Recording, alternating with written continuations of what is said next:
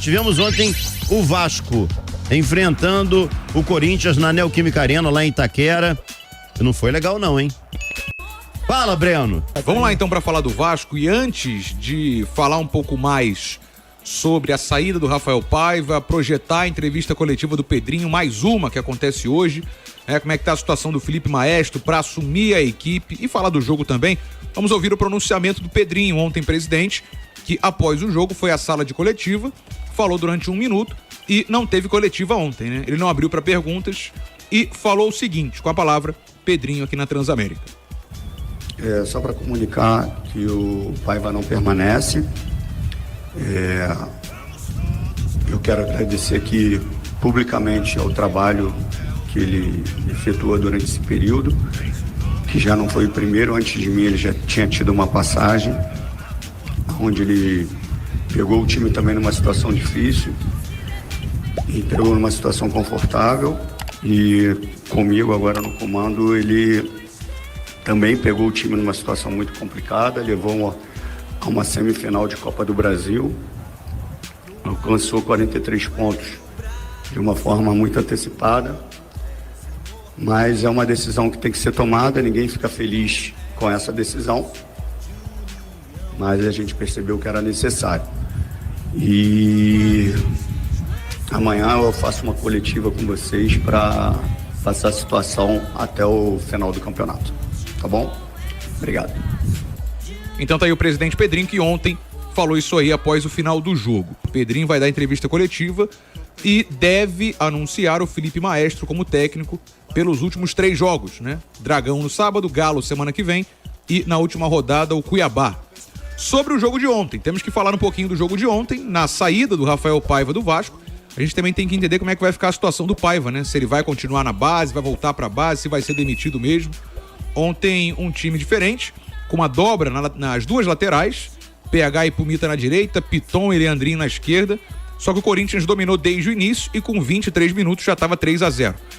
O Paiva foi mexendo na equipe para tentar uma reação, o Corinthians tirou o pé e acabou que no segundo tempo o Pumita ainda fez um gol, numa jogada individual. Então o Vasco fechou esse placar em 3-1. A 4ª derrota seguida no Campeonato Brasileiro, o Vasco caindo para a 11ª colocação, estacionado nos 43 pontos.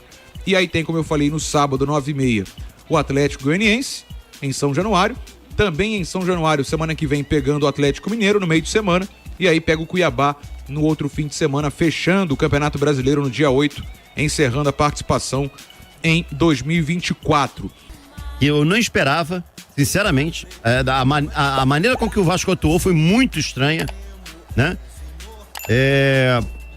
Paiva demitido, eu acho, cara, que depois desse resultado era o esperado, porque, estão faltando só 3 jogos. Irmão, não se perde dessa maneira, né?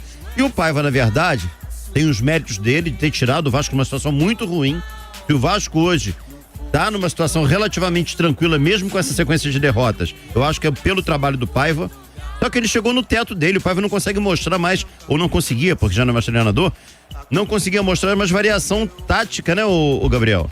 Assim, acima disso, né, da variação tática, é ver a postura da equipe, né? 3-0 tão cedo. Estranho, né? E não é a primeira vez, né? Contra o Botafogo foi uma porrada, contra o Fortaleza não foi uma goleada, mas o Vasco também reagindo muito lentamente. Esse Vasco de ontem me lembrou muito o Vasco que enfrentou o Botafogo. Um Vasco que... Tudo bem, é isso aí. Vamos lá, o campeonato acabou. Parece que essa foi a impressão que o Vasco me passou desde então, que foi o seguinte: chegamos a 43 pontos, nosso risco de rebaixamento é quase 0, a gente agora vai tirar férias. Parece que essa postura do Vasco também. Parece que o Vasco bateu a meta dele. Quando em tese ainda poderia brigar por uma pré-Libertadores, né? Ainda tá brigando matematicamente falando, a tabela ainda permite ao Vasco sonhar. Eu acho que o Vasco não é tão ruim quanto demonstra nessa sequência de maus resultados com o Paiva, que pôs fim ao trabalho dele, mas também o Vasco não é tão bom a ponto de ter chegado numa semifinal de Copa do Brasil sonhando com o título e a ponto de ter feito 43 pontos tão rapidamente no Campeonato Brasileiro. Assim como o Vasco ter pontuado bem na Série A foi um mérito muito grande do Rafael Paiva, que ninguém imaginava. Ninguém imaginava o Vasco chegando tão cedo a 43 pontos. Também temos que concordar que essa queda de rendimento passa muito pelo trabalho do treinador, mas eu tenho cobrado aqui da torcida do Vasco que ela olhe também para a direção do Vasco, porque é o seguinte, gente, Rafael Paiva demitido, vai embora, o Vasco prossegue. E como o Vasco prossegue para o ano que vem? Vai ser necessário dar uma reformulada nesse elenco. Vai ser necessário qualificar esse grupo de jogadores. E a gente viu a primeira janela da gestão Pedrinho como foi. Uma janela ridícula. Uma janela que não fortaleceu em nada ao Vasco. Uma janela que sequer conseguiu entregar mais um zagueiro pro treinador. O Vasco tem claramente uma defasagem na zaga. O Vasco não foi buscar nenhum. Não é nem que contratou e errou. O Vasco sequer contratou um zagueiro. O Vasco contratou um suíço que vai precisar de adaptação e não conseguiu entregar resultado imediato. O Vasco contratou o Emerson Rodrigues, que não parece ser um jogador à altura do Vasco. Esse foi o nível de contratação. O Vasco contratou o Coutinho, que é um craque. Jean Davi, bem lembrado, jogador que não agregou em nada. O Vasco contrata o Coutinho, que eu acho que a longo prazo vai ser muito importante, mas aceita que o Coutinho chegue com 2 amigos na bagagem. Verdade. Encosta o Souza e o Alex Teixeira no elenco. Peso morto até aqui, né, cara? Meu amigo, essas contratações são brincadeiras de muito mau gosto. O Coutinho, a gente vai ter paciência, jogador muito bom. De repente, ano que vem, com pré-temporada, com tudo certinho, vai evoluir muito. Confio nisso, com um time mais qualificado no entorno. Agora, trazer o Souza e o Alex Teixeira na bagagem, né, me pareceu uma decisão totalmente estapafúrdia da diretoria. E é isso, a gente viu uma janela preocupante. Agora, essa diretoria tem que fazer uma próxima janela de 2025 de modo a reforçar esse elenco, e essa diretoria tem que acertar na escolha de um treinador. Porque, me desculpa, a solução pro Vasco não vai ser o Felipe Maestro, ele vai ser uma solução para curto prazo, para empurrar com a barriga até o final do campeonato. O Vasco não pode iniciar a próxima temporada com o Felipe à beira do gramado, porque ele não teve ainda lastro na carreira para sustentar esse cargo no Vasco da Gama. O Vasco vai ter que buscar um outro nome. E a diretoria vai ter todas essas decisões para serem tomadas, sem tanto dinheiro em caixa, tendo que apresentar criatividade. Criatividade essa que a gente não observou na janela de contratações que o Vasco realizou com o Pedrinho, com o Felipe Maestro, com o Marcelo Santana. Uma janela que foi completamente improdutiva. Então, assim, um problema em tese estaria resolvido com a demissão do treinador. Mas abre-se aí uma outra situação em que o Vasco tem que buscar solução, que é a busca por um novo comandante e a reformulação desse elenco para o ano que vem. E essa diretoria não passa a menor confiança de que vai conseguir acertar nessas escolhas. A gente está a 3 jogos do final, né, do final da temporada. O Vasco está com a permanência praticamente garantida, né? O Vasco não vai cair. Então, assim, eu não sei se seria prudente, nesse momento, buscar um treinador, né? Agora, nesse momento, buscar um treinador a toque de caixa, no desespero, né? Enquanto o Vasco tem tempo para se planejar.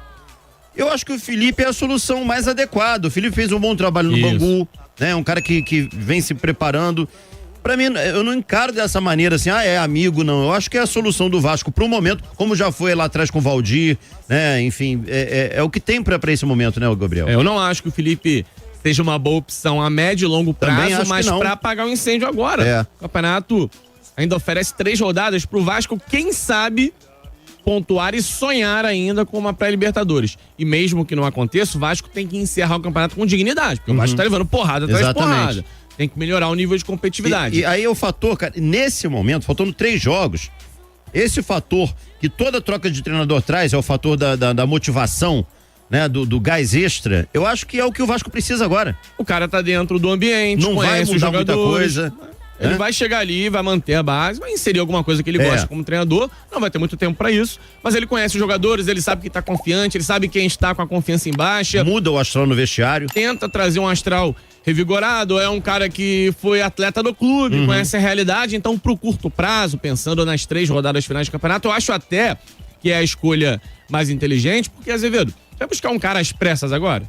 Aí a chance de você errar de novo na escolha é muito grande. É mais fácil que o Felipe empurre com a barriga ali até o final do campeonato, faça um trabalho só pra tapar um buraco, e aí o Vasco, com calma, pós-campeonato, vai pro mercado buscar um treinador pra capitanear, pra liderar o projeto do ano que vem. Esse treinador não é o Felipe, me desculpa. Não, certamente que não. Ele pode pegar essas 3 rodadas finais, realizar partidas mágicas. Pode vencer os 3 jogos, não será ele que vai ficar, né, cara? O Felipe tem bons conceitos, boas ideias. Eu acho que vai ser um baita de um treinador, mas ele vai precisar ainda ganhar um pouco mais de lastro, ainda mais para assumir um Vasco que hoje não vai te oferecer o melhor elenco, não vai te oferecer os melhores jogadores de mercado. Então o Vasco vai ter que buscar um outro treinador. Mas nesse ponto, eu não vou criticar tanto o Pedrinho não, porque a escolha óbvia para assumir o cargo seria o Felipe, e o Felipe foi o escolhido. A coletiva do Pedrinho foi uma coletiva longa, né? Com muitos pontos, até técnicos, sobre trabalho, sobre retrospecto. Então, para poder trazer alguns detalhes pra gente seguir repercutindo após a demissão do Rafael Paiva, a assumida agora, né? O Felipe Maestro, que vai assumir o time do Vasco pelo resto do ano, a gente tem que frisar alguns pontos falados pelo Pedrinho na coletiva, tá? Não vou ficar recortando muita sonora, porque senão fica muito grande. Mas, por exemplo, ele falou sobre um novo técnico, que é o grande nome, né? Quem vai ser o novo técnico do Vasco pro ano que vem? E aí, pelo que o Pedrinho falou, vai ser algo a ser decidido a partir de agora, mas principalmente no final da temporada. Então são esses 3 jogos finais com o comando do Felipe Maestro, Felipe Loureiro, né? Eu sempre falo quando o ex-jogador se aposenta e vira técnico, ele ganha um sobrenome, né? O Felipe Loureiro vai ser o técnico do Vasco aí pelo fim do ano. E quem vai ser o novo técnico? Começam a especular vários nomes por aí. Falou que espera chegar num perfil, espera chegar num nome, mas isso deve ficar de fato para o fim do Campeonato Brasileiro. Então não tem como cravar um nome agora que vai ser buscado pelo Vasco, para que a equipe tenha um novo treinador já na pré-temporada, obviamente, né? O planejamento vai passar agora por um novo técnico. Outro ponto falado pelo Pedrinho, contratações pelo Pedrinho e pelo Marcelo Santana, tá? Marcelo Santana também estava lá ainda há pouco, na entrevista coletiva em São Januário. Marcelo Santana frisando o perfil de contratação que vai mudar. E o Vasco vai mudar esse perfil para trazer nomes nacionais mesmo, montar um time com jogadores brasileiros. Até por ser mais barato, o investimento pode ser menor, jogadores com oportunidade de mercado, enfim, e a possibilidade de investimentos melhores, para que não sejam feitos investimentos tão altos como a gente viu nas janelas anteriores. Então o Vasco, mais uma vez, passando por uma reorganização, a gente vai ver também investimentos no CT do Vasco, como o Marcelo Santana falou, e a expectativa agora então é de uma nova reestruturação do Vasco nesse fim de ano, com um novo treinador chegando ao final do Campeonato Brasileiro. A expectativa é essa, para o Vasco terminar de cabeça erguida e com um saldo positivo. Foi isso que o Pedrinho falou. Com a situação administrativa que o Vasco viveu esse ano, que o saldo seja positivo. E que saldo é esse? A permanência na Série A do Campeonato Brasileiro.